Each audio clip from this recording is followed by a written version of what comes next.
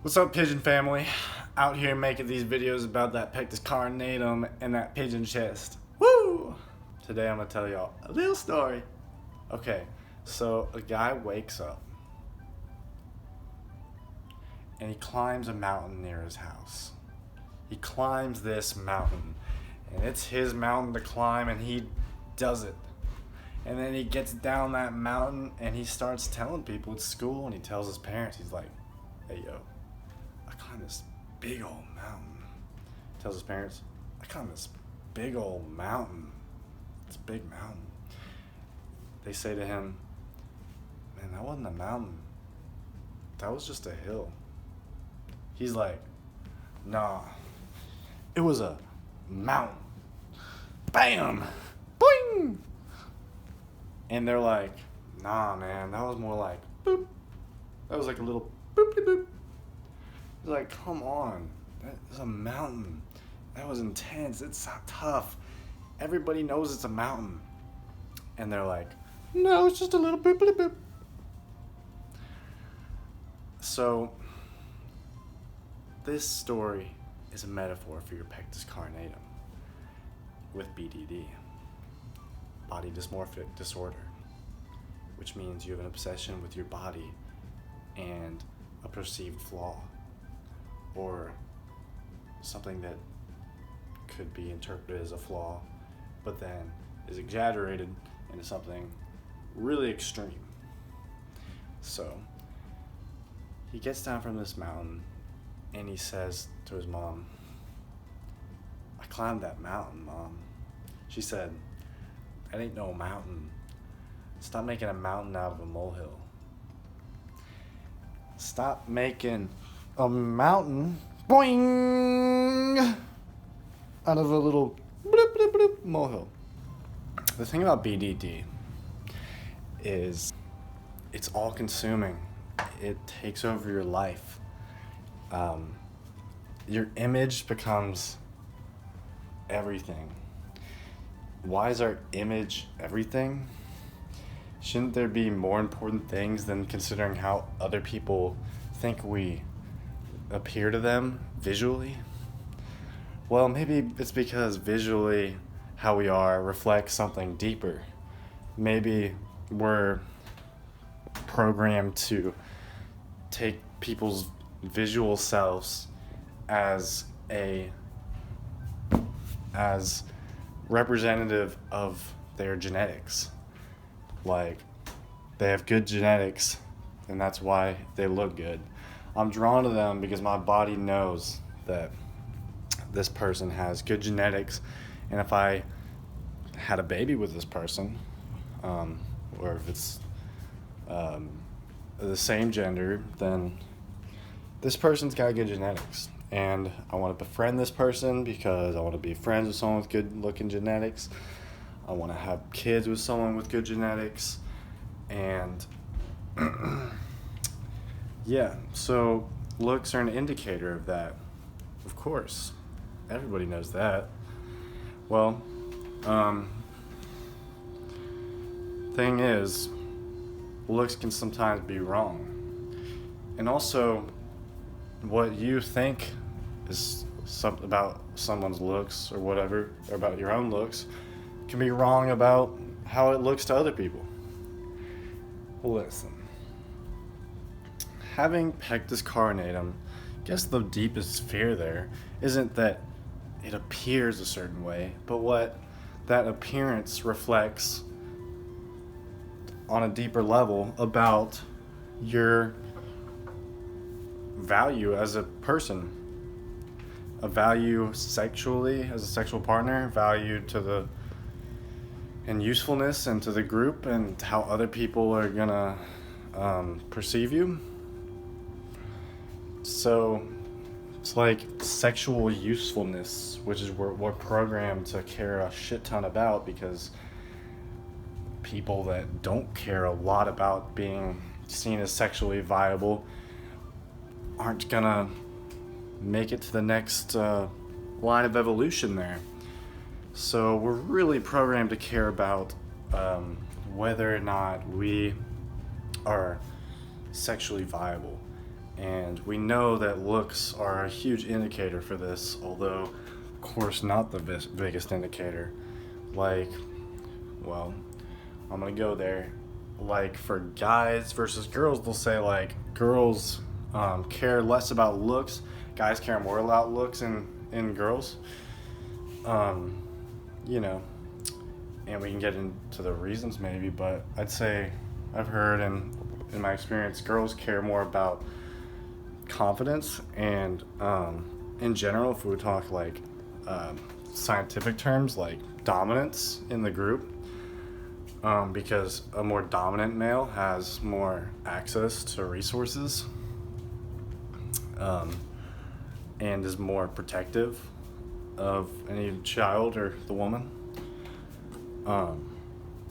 So a more dominant guy is going to come across as more confident, and well, dominance and confidence, you know, they're kind of just related. What does confidence really mean? You know, that's like a big one, a big word that everyone knows they need, but what does it really mean? Is it just like a certain like look that you exude when you're confident, or is it like, does it represent a deeper truth within an individual? You know, can you really fake confidence? And then if you can fake it, then what's the utility of it for other people? So if you kind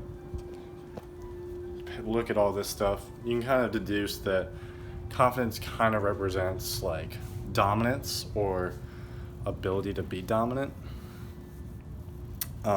And you know, this isn't the African safari here. We're not like all killing each other and shit, obviously, but we still have that written in our DNA to be dominant. I'm kind of like rambling and going in circles. I don't really know where I'm going with this, but practically speaking, if you act more confident and dominant as a male with Pectus Carinatum, then your sexual utility, your sexual viableness to girls, like girls are gonna still be attracted to you either way, because they care more, much more about dominance and confidence than looks. Looks may represent underlying genetic success, healthy genes and stuff. It may indicate that. It may be a good indicator of that.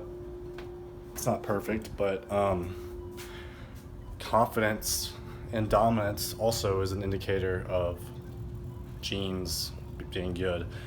And furthermore, it's a good representative of that individual being prosperous in the current situation that they're in. Like, you take you know, some real confident dude like this is gonna be a dumb example, but like Brad Pitt or something. He's all confident and stuff, you know, he's super good looking and he's just like confident in general. You put him in a situation where everybody is better looking than him, everybody is more successful than him at making movies, you know, he's a just shitty actor, and he's just like, everybody just happens to be better than him.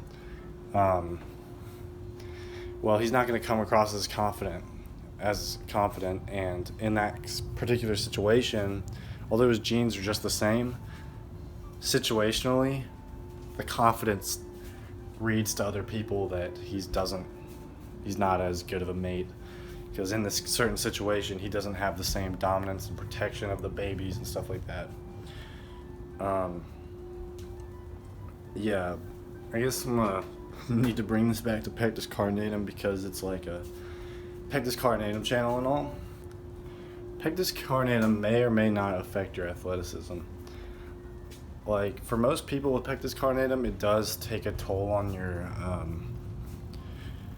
your respiratory system. Makes you like less in shape in that way, and less endurance perhaps, because there's less room for your lungs to expand to accommodate for the increased need for heart pumping and everything when you exercise.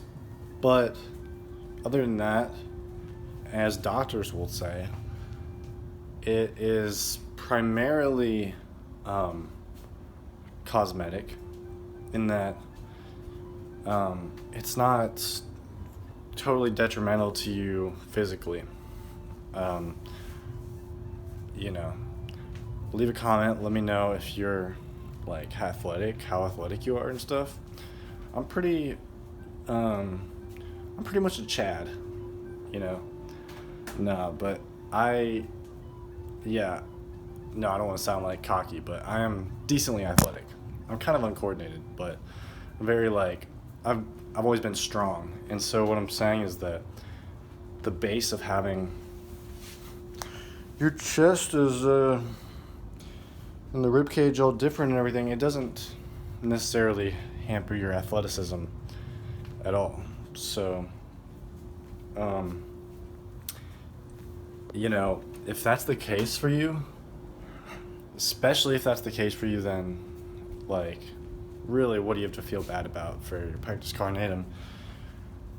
It's like people will judge people that are different than them, and people who are just different or outliers in any way feel more insecure because they're alienated and they are at risk of being turned on, and you know,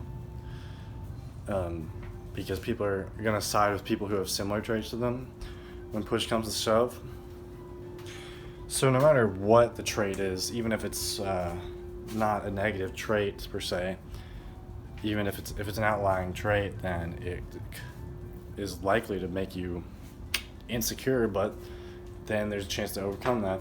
And also, if you have these differences, it makes you more likely to build certain skills and assets like creativity and increased social skills and networking while being different, and networking with people who are different than you because you're used to being a little different.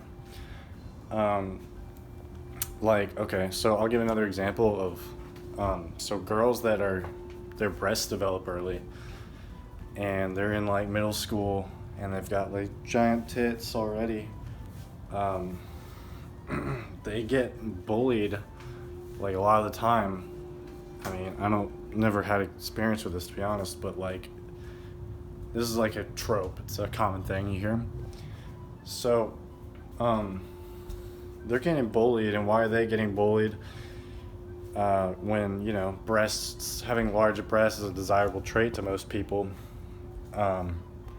So they're getting bullied just for the mere sake of being different or developing just at a different rate than other people. You know what I mean? People that are highly intelligent and have outlier level of intelligence, they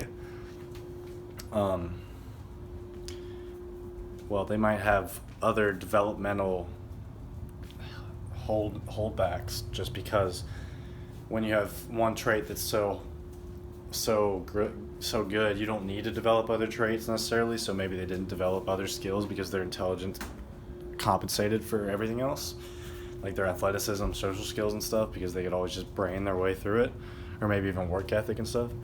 But beyond those things, in general, you would expect, like, you know, if you have really high intelligence or some outlying thing like this, then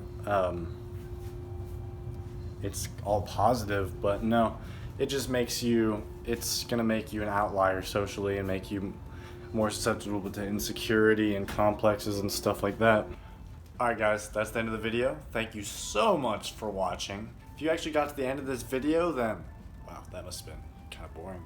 But I applaud you, and I appreciate the support. I read all y'all's comments, and I'm gonna keep this thing going. Y'all keep it coming, and we'll have a great thing happening here. So, if you like this video, then please leave a like. Hit that like button. It'll feel really good just to give back to me and like this video. Also, hit that subscribe button if you haven't. Oh my god, have you ever hit the subscribe button on the Pigeon Chest channel? It is crazy how good that feels. It is like crack. Yeah. Alright guys, so thank you so much for watching, and peace.